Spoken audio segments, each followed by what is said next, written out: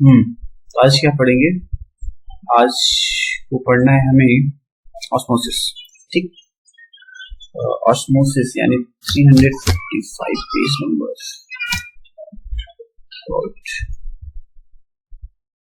हाँ, तो ऑस्मोसिस पे डिस्कस करना है ना। चलो देखो, एक चीज तो आपको पता है क्या, इवोपरेशन वाले पॉइंट्स में कभी कभी 9th में पढ़ा होगा इवोपरेशन, और इवोपरेशन में एक बात पढ़ी होगी कि उसी सब जहां इवोपरेशन पढ़ते हैं वही पे हम लोग पढ़ते हैं सब्लिमेशन ऑल्सो, है ना। पढ़ते हैं ना सब्लिमेशन। पेन वर्क नहीं कर रहा, क्यों? कुछ प्रॉब्लम? गलत जगह। ठीक है, तो वहां पे हमने क्या पढ़ा है? सब्लिमेशन ना, उसी जगह पे हमने पढ़ा है सब्लिमेशन। चलिए, सब्लिमेशन का मतलब क्या कि एक सॉलिड सब्सटेंस सीधे गैस में कन्वर्ट हो जाता है। उसका एक बहुत अच्छा एग्जांपल हम लोग पढ़ते हैं, और वो पढ़ते थे कैम्फर के बारे में, है ना। कि कैम्फर, अमोनियम क्लोराइड, ये सब, है ना। हम लोग क्या पढ़ते थे? कैम्फर पढ़ते थे। तो कैम्फर को क्या कहते थे कि भाई ऐसा है कि सॉलिड में है, उसे आप ओपन में रख दो, ओपन एयर में, तो क्या हो जाएगा? वो गैस में मिक्स हो जाएगा। ठीक है, वो सब्लिमाइज हो जाएगा, गैस में कन्वर्ट हो जाएगा। इसका क्या मतलब? इसका मतलब ये हुआ कि सपोज ये यहाँ पे हमने कैम्फर का एक टुकड़ा रखा, छोटा सा पीस रख दिया, तो उसके पार्टिकल जब सब्लिमाइज होंगे तो उसके पहले तो उसके नियरेस्ट पोजीशन पे उसका कंसंट्रेशन सबसे ज्यादा होगा, है ना। धीरे धीरे इसके पार्टिकल क्या करेंगे? पूरे आसपास जब वो इस तरह से डिस्ट्रीब्यूट होना शुरू होंगे तो यहाँ पे उसका कंसंट्रेशन कम हो जाएगा, है ना। यानी एक समय के बाद वो इक्वली हर जगह डिस्ट्रीब्यूट हो जाएगा। ठीक है, इस प्रोसेस को हम कहते थे डिफ्यूजन। क्या बोलते थे? डिफ्यूजन। ठीक है, डिफ्यूजन यानी जिसमें सॉल्यूट सॉल्वेंट दोनों मूव कर सकते हैं। सिमिलरली इसी के जैसा एक और फिनोमिना है, that is called osmosis. Osmosis, क्योंकि ये जगह पढ़ना है difference between osmosis and diffusion, इसलिए हमने डिफ्यूजन का कॉन्सेप्ट पढ़ा दिया कि कोई भी सब्सटेंस अपने हायर कंसंट्रेशन से अगर अपने लोअर कंसंट्रेशन की ओर मूव करता है ना, विदाउट सेमी परमेबल मेम्ब्रेन, तो इस कंडीशन उसको क्या कहेंगे? ये डिफ्यूज हो रहा है ना। ये डिफ्यूजन एक का दूसरे में मिक्स हो जाए, इंटरमिक्सिंग इसको कह सकते हैं। बट ऑस्मोसिस में इसका थोड़ा सा डिफरेंट, ऑस्मोसिस में कॉन्सेप्ट थोड़ा सा डिफरेंस है, तो उसको देखेंगे कि कहां पर ये डिफरेंस है ना। चेक, ऑस्मोसिस एक वर्ड है जिसको कहते हैं ऑस्मोस। ऑस्मोस वर्ड का मतलब होता है पुश करना, टू पुश। ठीक है, मतलब एक जगह से दूसरी जगह, एक कह सकते हैं कि एक पार्ट से दूसरे पार्ट्स में पुश करना। ठीक है, मूव कराना। ठीक, तो सबसे पहले एक साइंटिस्ट है, नाम था अबे नॉलेट। अबे नॉलेट ने पहली बार ऑस्मोसिस को ऑब्जर्व किया कि हाँ, ऑस्मोसिस हो सकती है। ठीक है, ऑस्मोसिस किसने? अबे नॉलेट। उन्होंने ऑब्जर्व ये किया कि ऐसा है भाई कि अगर एक सॉल्यूशन आपके पास है और उस सॉल्यूशन को आप सॉल्वेंट से एक सेमी परमेबल मेम्ब्रेन से आप सेपरेट कर दो। मैं इसी को बोल रहा हूँ, ये सॉल्यूशन है, ये क्या है? ये H2O है, मान लो सॉल्वेंट है ना, H2O। अगर आप इसको एक सेमी परमेबल मेम्ब्रेन से, ये है आपका सेमी परमेबल मेम्ब्रेन, सेपरेट करते हो, तो होता क्या है कि वाटर जो सॉल्वेंट है वो सॉल्वेंट साइड से सॉल्यूशन साइड की ओर मूव करने लगता है। इस मूवमेंट, इस टू पुश वाला जो कॉन्सेप्ट है, यही से इस मूवमेंट को ही हम बोलते हैं ऑस्मोसिस। ये किसने कहा? ये अबे नॉलेट का ऑब्जर्वेशन था कि पार्चमेंट पेपर या सेमी परमेबल मेम्ब्रेन से सेपरेट किया गया एक सॉल्यूशन और उसके सॉल्वेंट को, तो देखा गया कि सॉल्वेंट जो है सॉल्यूशन की तरफ मूव करता है, उसकी तरफ, through the semi permeable membrane. तो डेफिनेशन निकल के आई कि it is phenomena to flow of solvent molecules through semi permeable membrane from pure solvent to solution, और या फिर क्या, from dilute to concentrated solution. ठीक है, तो ये तो समझ में आता है कि जहां पे प्योर सॉल्वेंट होगा, पानी है, पानी कहां जाएगा? सॉल्यूशन की ओर चला जाएगा। है ना, उस मेम्ब्रेन से होकर के पार करके उसे cross the semi permeable membrane. लेकिन दूसरा ये भी हो सकता है कि अगर दोनों सॉल्यूशन है, प्योर सॉल्वेंट नहीं लिया आपने, दोनों सॉल्वेंट, एक डाइल्यूट है दूसरा क्या है कंसंट्रेटेड है, तो जो सॉल्वेंट मॉलिक्यूल है वो हमेशा डाइल्यूटेड सॉल्यूशन से किसकी ओर मूव करेंगे, कंसंट्रेटेड सॉल्यूशन की ओर मूव करेंगे। इसी को बोलते हैं क्या, क्या ये ऑस्मोसिस। ठीक है, ये बात थी। अब एक एग्जांपल से समझते हैं। देखो एग्जांपल क्या दिया, अब दो एग लीजिए, एक को आप डाइल्यूट हाइड्रोक्लोरिक एसिड में डिप कीजिए और एक को आप डिस्टिल्ड वाटर में, प्योर डिस्टिल्ड वाटर में रख दीजिए। ठीक है, तो अब देखो होता क्या है, जो डिस्टिल्ड वाटर में रखा है, तो डिस्टिल्ड वाटर तो प्योर सॉल्वेंट रखा है, तो प्योर सॉल्वेंट रखा है, तो उसमें क्या होता है, सॉल्वेंट से सॉल्यूशन की ओर वही मॉलिक्यूल H2O मॉलिक्यूल मूव करेंगे, मतलब कहां जाएंगे, एक के अंदर जाएंगे, तो एक क्या होगा, एक क्या हो जाएगा, स्वेल हो जाएगा, यानी एक क्या हो जाएगा, उसमें स्वेलिंग हो जाएगी, वो फूल जाएगा क्योंकि पानी अंदर जाएगा, है ना, हायर कंसेंट सॉल्यूशन की ओर जाएगा। लेकिन अगर डाइल्यूटेड हाइड्रोक्लोरिक एसिड में रख दिया तो क्या क्या हो जाएगा, पूरा शेल उसका जो ऊपर वाला पार्ट होगा वो हो जाएगा डिसॉल्व हो जाएगा, पूरा क्या हो जाएगा, डिसॉल्व हो जाएगा, है ना। उसके बाद उसको उठा के लाओ, कहां डाल दो। अच्छा, हम थोड़ा सा यहाँ पे एक चीज हमने मिस कर दिया है, पहले आप HCl में लाइए, HCl को ऊपर का कवर हट जाएगा, एक बार उसको डाइल्यूट सॉल्यूशन में डालिए, दूसरी बार किसमें डालिए, सैचुरेटेड सॉल्ट सॉल्यूशन में डालिए, तो वाटर वाला तो स्वेल हो गया क्योंकि पानी कहां जाएगा, अंदर की ओर एंट्री करेगा। लेकिन जब सैचुरेटेड सॉल्यूशन साल्ट पे आप उसमें उसको रखेंगे, किसको, उस एक को, तो क्या करेगा, बाहर का कंसंट्रेशन ज्यादा है, तो जो यहाँ लिखे हो ना कि diluted solution to concentrated solution, इधर की ओर मूव करेगा, यानी कि पानी कहाँ आएगा, ये अगर एग है तो एग से पानी निकल के कहाँ आ जाएगा, बाहर की ओर आ जाएगा, साल्ट सॉल्यूशन में आ जाएगा, क्योंकि वो साल्ट सॉल्यूशन ज्यादा कंसंट्रेटेड है, कह रहे हैं ना सैचुरेटेड साल्ट सॉल्यूशन। तो क्या कहेगा, ये एक क्या हो जाएगा, श्रिंक हो जाएगा, क्या हो जाएगा, श्रिंक हो जाएगा। ये दोनों चीज आपने देख ली कि कैसे वाटर मूव करने वाली पॉइंट क्यों लिखा था उसने, और डाइल्यूट टू कंसंट्रेटेड क्यों लिखा था। तो जहां भी कंसंट्रेशन ज्यादा होगा उधर ही की ओर पानी कम वाले कंसंट्रेशन से मूव करता है। ठीक है, अब एक वर्ड आया था भाई, ऐसा है कि जो आपने मेम्ब्रेन पढ़ी, सेमी परमिएबल मेम्ब्रेन, वो क्या चीज है। देखो, जो केवल और केवल सॉल्वेंट मॉलिक्यूल को पार होने की परमिशन दे, क्रॉस होने की permission they, that is called semi permeable membrane. ठीक है, इनकी एग्जांपल बहुत सारे हैं, जैसे देखो पर्चमेंट पेपर, ठीक है, और क्या, सेल मेम्ब्रेन, सेल मेम्ब्रेन, है ना, कैट ब्लैडर, ये सब क्या है, ये सब के सब कहलाते हैं क्या, सेमी परमिएबल मेम्ब्रेन, है ना। जो सेल मेम्ब्रेन है वो भी इसी में आती है। ठीक है, लेकिन इसमें दो तरीके होते हैं, कुछ होती हैं जो आपका नेचुरल है, कुछ होती हैं जो कि आपकी सिंथेटिक है, कुछ है जो सेमी सिंथेटिक है। जैसे देखो सिंथेटिक में कौन कौन है, कॉपर फेरोसाइनाइड, कॉपर फेरोसाइनाइड भी एक सेमी परमिएबल मेम्ब्रेन है, लेकिन ये मैन मेड है ना, ये मैन मेड है। मैन मेड का मतलब क्या है, ये सिंथेटिक है। ठीक है, इसी तरीके से सेमी सिंथेटिक भी होती है, जो कहते हैं नाइट्रोसेलुलोज, नाइट्रोसेलुलोज। तो नाइट्रोसेलुलोज भी एक सेमी परमिएबल मेम्ब्रेन है, जो कैसी मेम्ब्रेन है, वो एक सेमी सिंथेटिक है। सेलुलोज क्या है, नेचुरल है, वो ये कुछ हम सिंथेसिस, कुछ हम मॉडिफिकेशन करते हैं।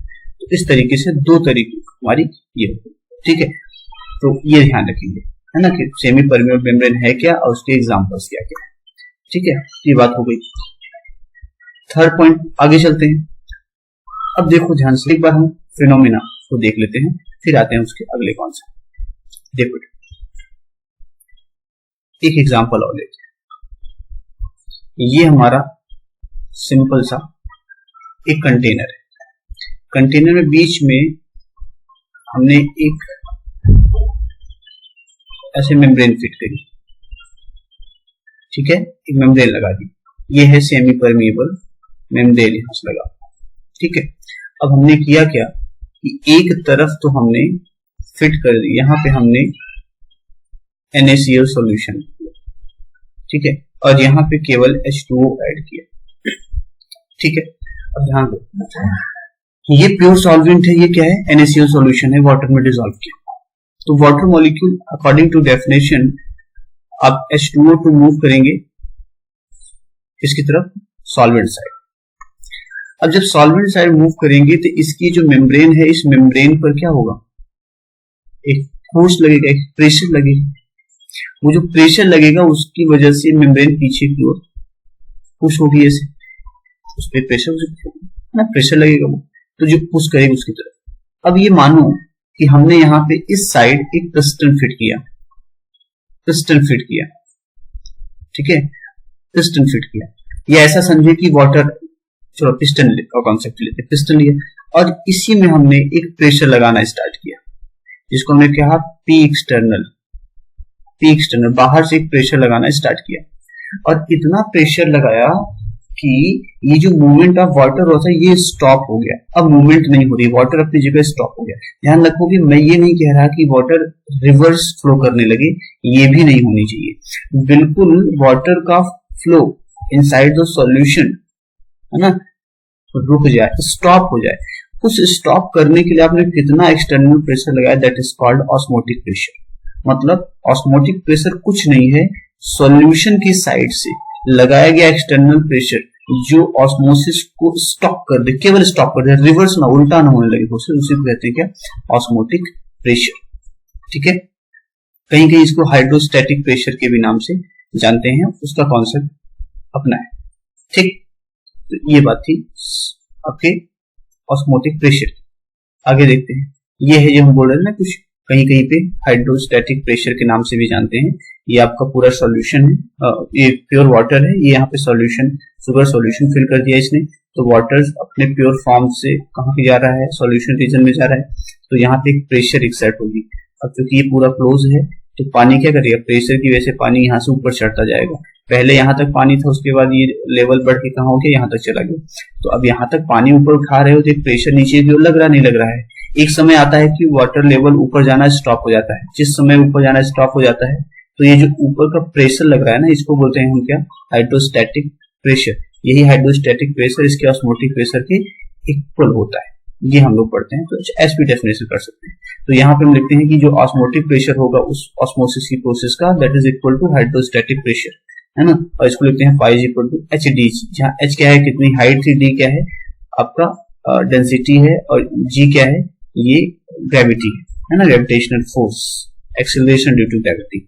ठीक है, अगर हम ये कहें कि अब दूसरा एक और कॉन्सेप्ट ले लेते हैं कि मान लेते हैं कि हमने इस कंटेनर में जो परमेबल मेम्ब्रेन लगाई है उसके एक तरफ C1 कंसेंट्रेशन, दूसरी तरफ C2 कंसेंट्रेशन का सॉल्यूशन फिल है, जहां पे हम कहते हैं कि C1 is greater than C2, C1 का कंसेंट्रेशन ज्यादा है C2 से, है ना, C2 कम है, C1 ज्यादा है।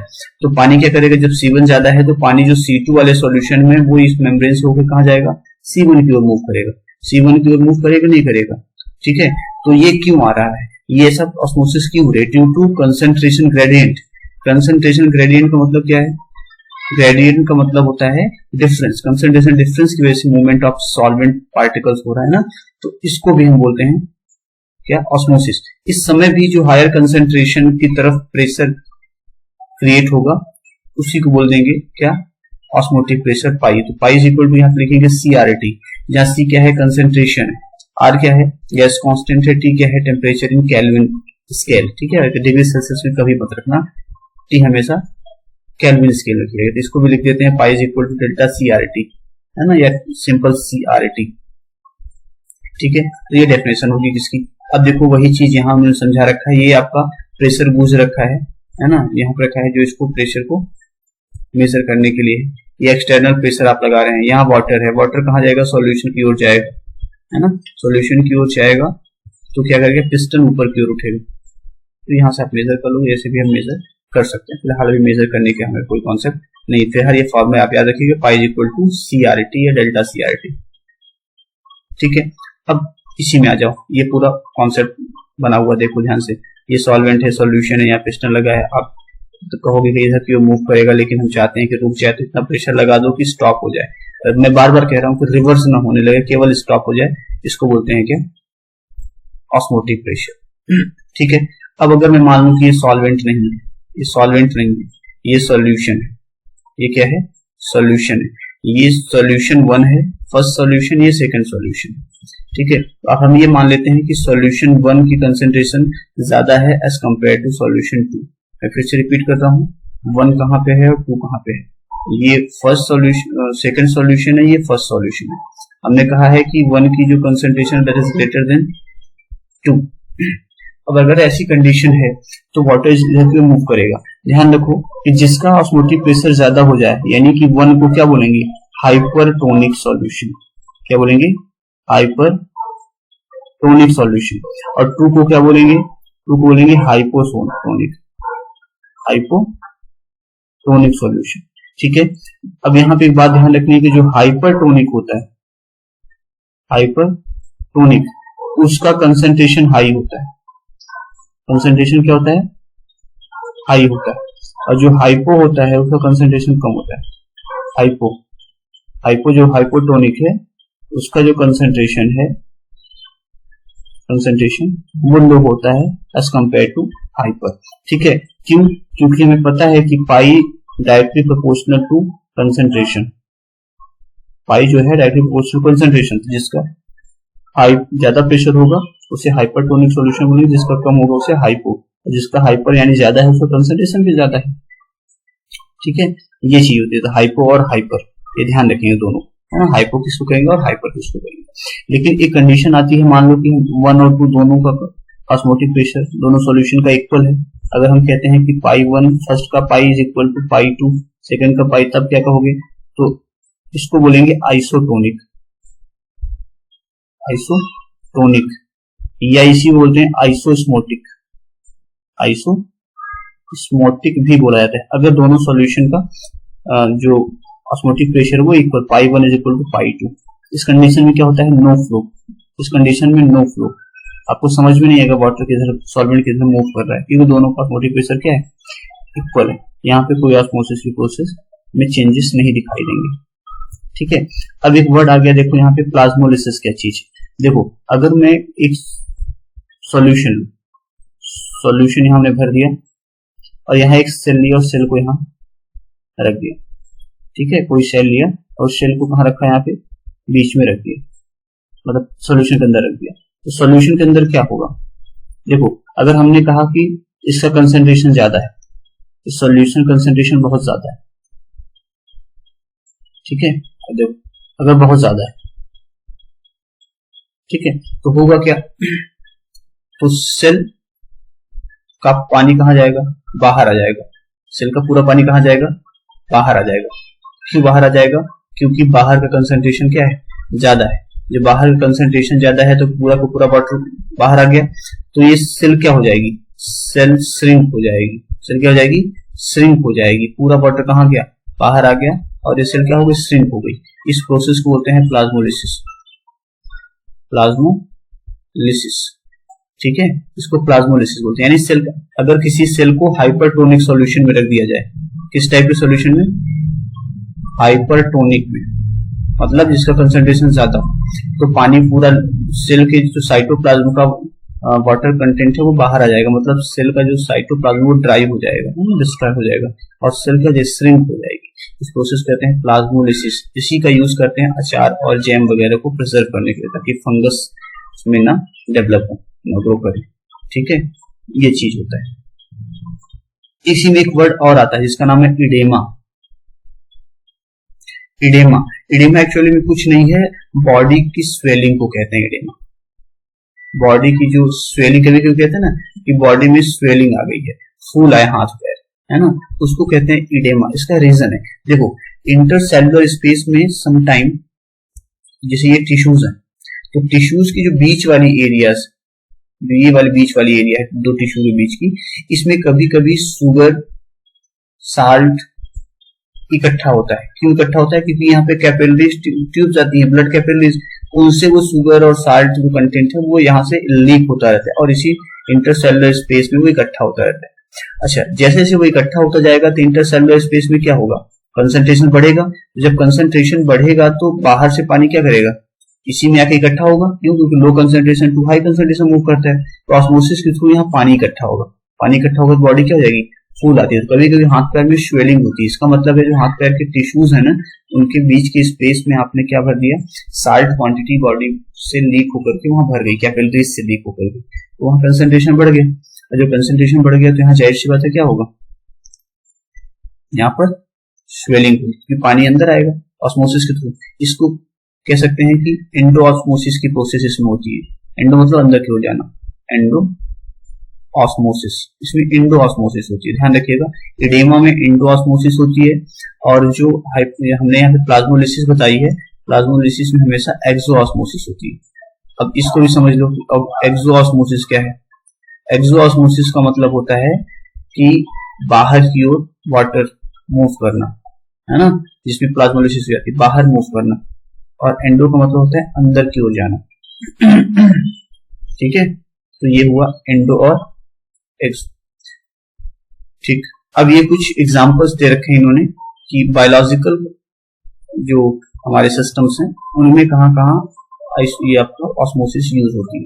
जैसे देखो, एनिमल्स में जो सर्कुलेशन ऑफ वाटर, पानी में, पानी का जो सर्कुलेशन पूरी बॉडी में होता है वो किसके थ्रू होता है? ऑस्मोसिस के थ्रू होता है। बिल्कुल सही बात। सेल के अंदर बाहर क्वांटिटी का मूव होना, है ना, सेल टिश्यू से सेल में जाना, वो सब इसी को होता है। ठीक है, अब प्लांट कैसे रूट हेयर, उसके प्लांट के रूट हेयर कैसे सॉइल से वाटर को एब्जॉर्ब करके लीफ तक पहुंचाते हैं, तो किसके थ्रू? ऑस्मोसिस के थ्रू होता है ना, वो भी ऑस्मोसिस के थ्रू होता है। उसके बाद वाटर, जो प्लांट ने वाटर एब्जॉर्ब किया है उसी के थ्रू, तो प्लांट्स में जो फूड मटेरियल प्रिपेयर होता है वो डिफरेंट पार्ट ऑफ बॉडी में जाता है ना, वो भी ऑस्मोसिस के थ्रू ही चलना है। ठीक है, फिर प्लांट ग्रोथ करेगा या सीड जर्मिनेशन होगा, वो किसके थ्रू है? वो भी ऑस्मोसिस का एग्जांपल है। आरबीसी, इस पर थोड़ा ध्यान रखेंगे। आरबीसी को जब पानी में रखा जाता है तो फट जाती है, ब्रस्ट हो जाती है, डिस्ट्रॉय हो जाती है। क्यों? इसको हम स्पेशली भी देखेंगे सेपरेटली, नहीं तो सेपरेट देखेंगे भी अलग से। ठीक है, आगे देखो, प्लांट का डिफरेंट फंक्शन, जैसे opening of stomata, closing of stomata, है ना, ऑस्मोसिस के द्वारा ही कंट्रोल होता है। लीव्स कब स्ट्रेच होगी, फ्लावर कब स्ट्रेच होगा, कब वो ओपन होगा, कब वो क्लोज होगा, ये सारी चीजें हम ऑस्मोसिस के थ्रू ही देख पाते हैं।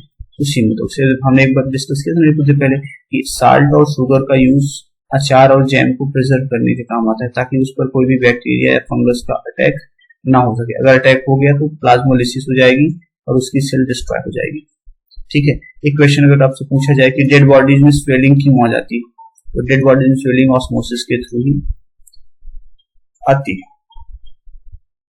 ठीक है, ऐसे ही जब ड्राइड फ्रूट को रखते हो पानी के अंदर तो वो भी स्वेल बढ़ जाता है। जैसे लिखते हो क्या करने में मुनक्का वगैरह रखते हो तो वो सब क्या होता है? स्वेल हो जाता है ना। चना रखते हो सूखा हुआ, वो भी स्वेल हो जाता है ना, भिगो खाते हो, तो वो सारी चीजें ऑस्मोसिस की वजह से ही होता है।